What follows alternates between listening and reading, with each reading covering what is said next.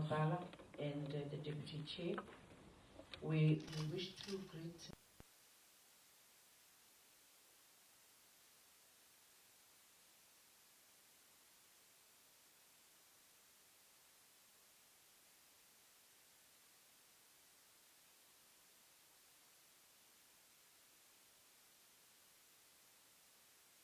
all the CEOs.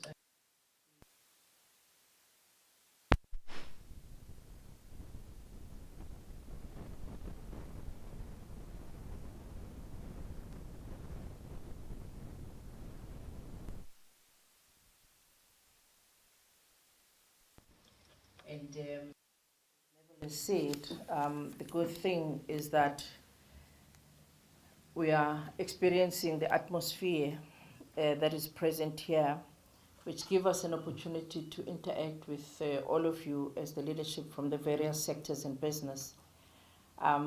Importantly, I think all of us are speaking in one voice, how important it is for us to preserve the brand KZN, but also forge ahead with ensuring that the developments in KZN do indeed benefit all our citizens. I'm not going to be going through a lot. I think my chair, Umtombini here, the MEC of ETIA, has already gone through quite a mouthful in terms of our plans and in terms of our trajectory in the economy. I'm safe to say that you know how we navigated through COVID-19, working with business, very tight. Every step of the way, we worked extremely well. I see Peter Marisbeck is here as well. There was not a single day that went by without us talking, without us getting milestone covered, a very, very difficult time indeed that we experienced. And indeed, we are here now having experienced the floods, having experienced the July unrest. The unfortunate thing, though, is that we seem to be coming back and saying some of the things that we've said previously, which is very sad, I must say. Mr. Moshe here, I know that we will have to start being unfriendly to each other again, because when we work, I remember when we discussed very good plans of port, improvement plan, where we even had schedules that trucks would have to book, and we'll know when they are 30 kilometers away that, okay, maybe it's fast, then we'll keep it on hold there, and then if they tips, then we improve the technology to make sure that even the drivers and grand plans. I don't know what happened. I don't know what happened to all those wonderful plans that we have. And unfortunately, when we don't follow through on our plans, but also when there's no commitment from all of us, this is what happens. And I'm very sad, Gavin, that I'm still hearing that passion that we commit, that we are indeed, Mark as well, we are going to be working with you moving forward as a province. By and large, we do have structures in place that are aimed at building the social trust between the provincial and municipal levels, and where, as government, we need to improve our service delivery, we will have to do that.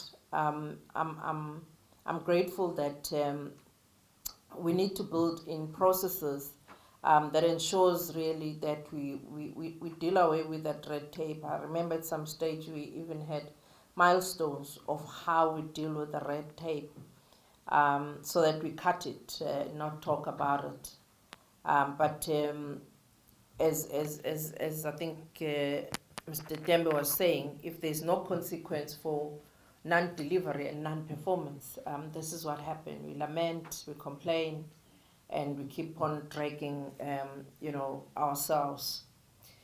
I think we need to be able to look at problems through our eyes, but also understand that where there is corruption, we can't be singing the song about corruption. We need to point it, we need to touch it, we need to hold it and deal with it. Put it outside if it needs to go outside, put it in jail if it needs to go to jail, so that we cleanse ourselves of those, whether perception or real. And I know we as Nobala was saying, we spoke about it, and some of the shocking things that are happening, and we had committed that we probably need to meet with some areas where this matter of corruption is pervasive, so that we are able to say, to draw a line somewhere about some of these things, to still be talking about the rezoning at this day and age, and Spluma at this day and age. I remember when I was at ATIA, we established a system where it doesn't take us more than 3 months to approve the EIS, because we are all here. If you have to go walk across, go sign, go there, sign, this one, sign, and we're done. I mean, as you were saying, Nabala was saying, it's because somebody is locking their offices and somebody is still going to scratch himself, or, it's him, it's usually.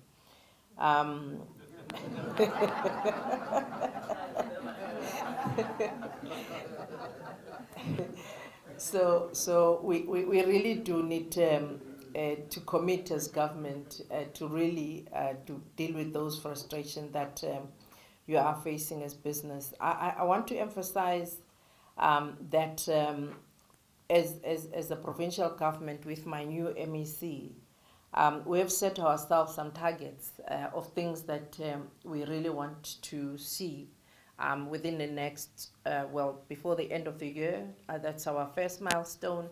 And then in the next 3 months or 6 months again after that. And I think when we come back here, we would be talking differently. We'd be talking different tone. We'll be talking different language, because all of us share this passion of wanting to see things happen, not talking too much and nothing happening. We are not going to be saying here and now that there's going to be infrastructure that we are going to be building tomorrow. But we know that in Richards Bay, and we were able to attract some of the investments that were in Eastern Cape, because we pumped a lot of water and energy there in that municipality at some stage. And I think the fact that many businesses were not wanting to go beyond eThekwini boundaries, because we knew that the other municipalities would not have a capacity to put or to invest in the infrastructure as quickly as we would do in eThekwini. But what we are seeing now is the opposite, where people rather they go to those smaller municipalities because things happen better, rather than the big municipalities, which seems to be a stumbling block towards our development. So I want to say that we need to do things right, and any chance of improving our international reputation and ensure that business and consumers' confidence indexes continue to rise upward is our mission and our commitment. This actually brings me to another issue which I believe is worth talking about: the confidence levels of our CEOs. It has been reported widely that the international media, that CEOs in South Africa and the rest of Africa were the most confident in the second quarter compared with the last global peers. So the confidence that surpasses even that of the CEOs in Asia, and whose economies have been, until recently, been growing rapidly by demand in China, where the economy is now showing signs of stalling at our growth.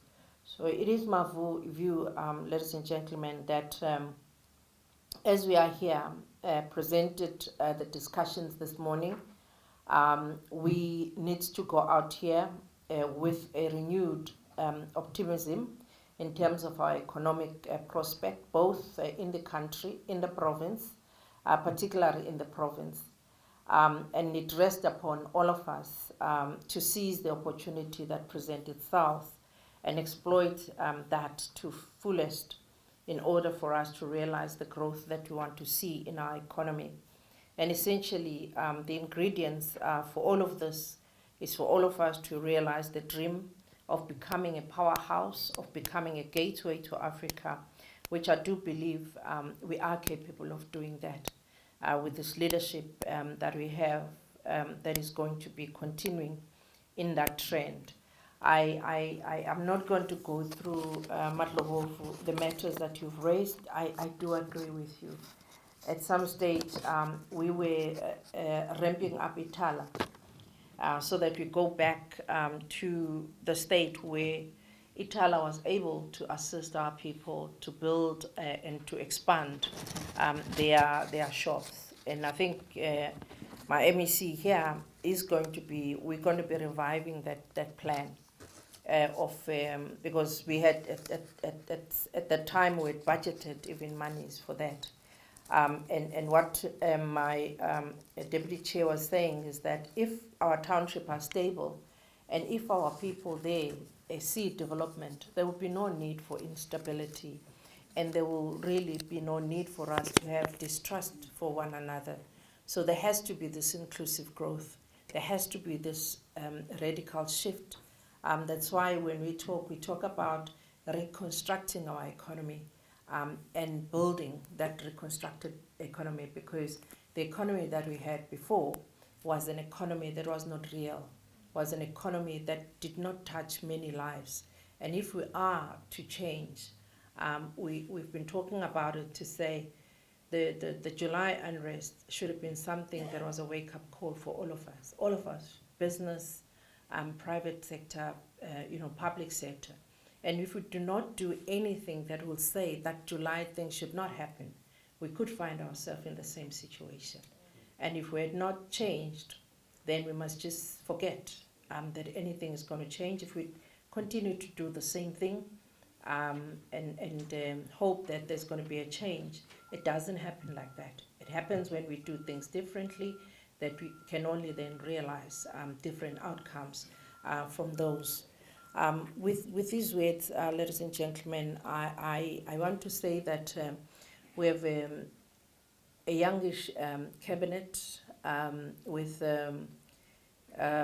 seven women out of 10, out of 11, 7 women. So you know that. So you would know that when women are in charge of the household, that's why you are all dressed here. That's why all of you are beautiful this morning. You've eaten. That's why you would then get our province sorted out, as well as many other sectors sorted out. Because I do believe that besides the fact that women are given this talent of being the people that are responsible for growing, a human, a human and a collect person. I do think that they do have that capacity as well of understanding the difficulties of not having an inclusive growth, that it affects the families, it affects the children, it affects, our humans. So even our discussions, they change from being, discussions of hard concrete to discussions of being human and ensuring that we change both the human capacity but also our skills in addressing some of the challenges that we are facing.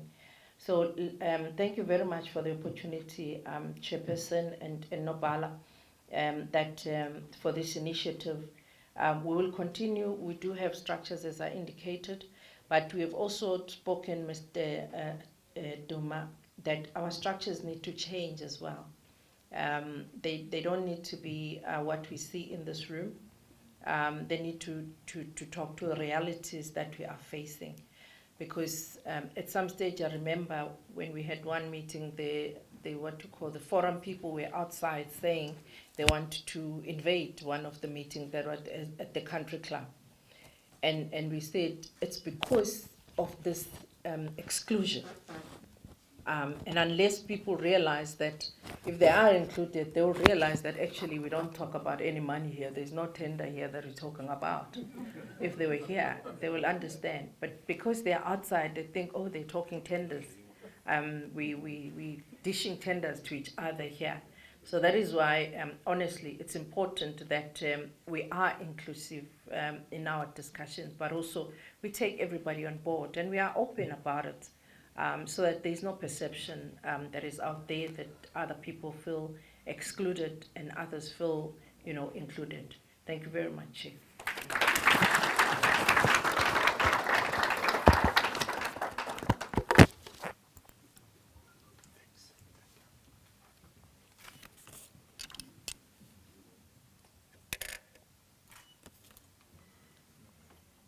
In your acceptance speech,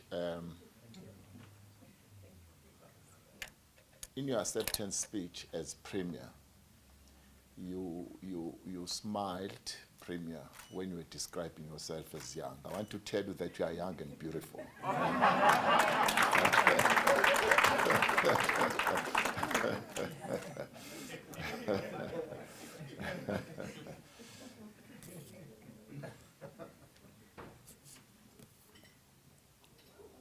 Premier, I happened to work for Itala between 1983 and 89.